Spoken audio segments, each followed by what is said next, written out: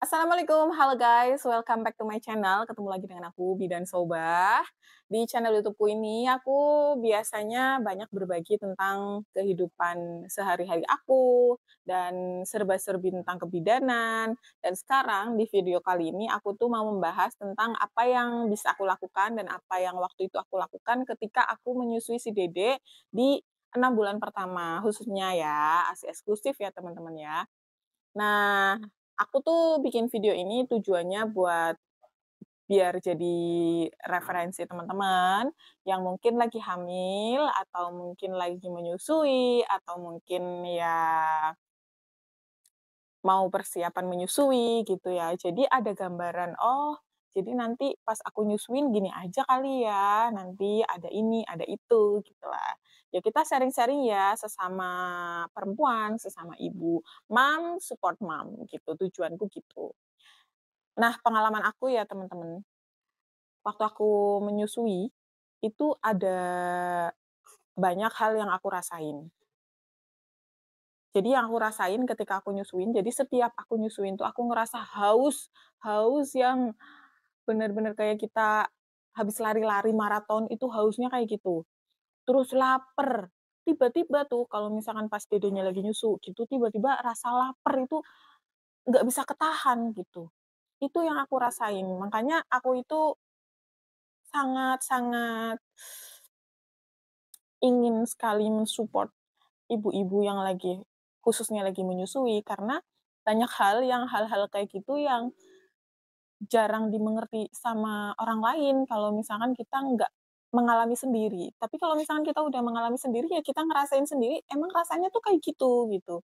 Memang mungkin berbeda-beda ya setiap orang perasaannya. Mungkin pas, menyusui, "Iya emang aku kayak gitu." Ada yang, "Enggak, aku biasa aja," kayak gitu kan masing-masing. Tapi ini yang aku rasain, ya mungkin ibu-ibu di rumah juga ada yang merasakan sama seperti aku, gitu. Nah, dan aku di sini juga pengen berbagi aja ya, teman-teman. Jadi, waktu aku menyusui ya si Dede, jadi kan anakku tuh 2, yang pertama udah besar, sekarang udah SD kelas 5. Nah, yang kedua ini dia baru 2 tahun. Nah, sekarang aku mau sharing juga tentang bagaimana apa yang aku lakukan pada saat itu, pada saat menyusui. Jadi teman-teman, aku itu kalau menyusui, itu pasti di sampingku ada meja kecil. Kalaupun nggak ada meja kecil ya teman-teman, itu bisa kita pakai kursi plastik, kursi bakso, atau apalah pokoknya yang bisa untuk tempat tatakan minum atau cemilan, gitu. Kalau memang tempatnya terbatas, itu menurut aku lebih efisien tuh pakai kursi bakso, kursi plastik. Karena bisa dibawa ke mana-mana, bisa di ruang tengah, bisa di kamar, bisa di depan, kayak gitu. Kalau menurut aku sih, gitu, enaknya kursi bakso. Malah kayaknya aku dulu, iya kayak gitu, ada kursi bakso, ada meja gitu. Pokoknya di samping aku kalau misalkan aku lagi nyusuin si Dede itu harus ada meja kecil, gitu. Terus itu kalau pas dedenya lagi ngisep, itu langsung tuh tenggorokan aku rasanya tuh bener-bener haus banget, hausnya kayak kita habis lari maraton kayak gitu ya. Makanya kalau suamiku di rumah, itu udah deh, dia tahu apa yang aku rasain gitu ya. Langsung tuh buru-buru misalkan belum ada minuman, langsung dia itu ngambilin aku minum, ngambilin aku cemilan, sambil nyusuin, sambil minum, sambil makan, itu udah hal yang biasa gitu loh teman-teman. Karena bener deh, waktu itu yang aku rasain haus sama laparnya itu udah nggak ketahan gitu. Bukan lapar sebelum nyusuin udah lapar gitu, bukan. Jadi sebelum nyusuin aku tuh kenyang ya, tapi pas habis lagi nyusuin gitu, begitu ngisep gitu si dedeknya, itu langsung tuh haus, laper, yang itu harus diisi sama makanan gitu loh. Di situ aku tuh memang selalu siapin minum yang utama ya, teman-teman. Terus yang kedua, aku biasa nyiapin itu eee, apa tuh, sari kacang hijau yang kotakan itu, ya yang kotakan yang adalah di Indomaret atau Alfamart gitulah, banyak gitu yang kemasan itu, aku sedia itu juga. Karena menurut aku sendiri ya, itu selain mengobati rasa haus itu juga memberikan efek kenyang buat aku. Terus habis itu aku suka roti, biasanya juga roti karena kalau roti kan ini ya, simpel ya teman-teman, dimanapun itu udah langsung comot kayak gitu, langsung nyam nyam nyam nyam kayak gitu kan enak ya. Kalau misalkan nasi kan, nasi lauk itu biasanya, ini ya, ribet ya, kita lagi nyusuin terus harus ngambil-ngambil kayak gitu.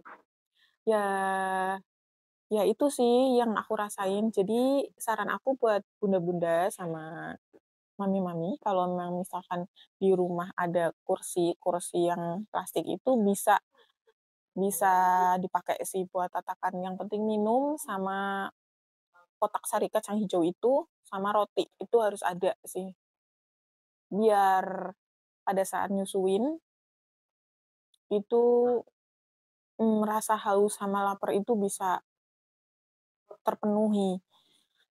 Terus aku juga ngertiin banget loh kalau misalkan yang ibu-ibu tuh, biasanya kalau misalkan dia itu rela menahan lapar gitu karena si dedeknya itu kita baru mau makan gitu ya, si dedenya udah nangis duluan gitu. Biasanya kan kita lebih mendahulukan ini ya, tangisan bayi, biasanya kita langsung ambil, kita langsung susuin, sedangkan ibunya itu belum makan, lapar kayak gitu. Nah, makanya aku itu pengen intinya mom support mom ya, biar kita itu saling men-support. Apa yang bisa kita lakukan, ya lakukan. Aku tuh bisanya cuman support begini, ya ya udah.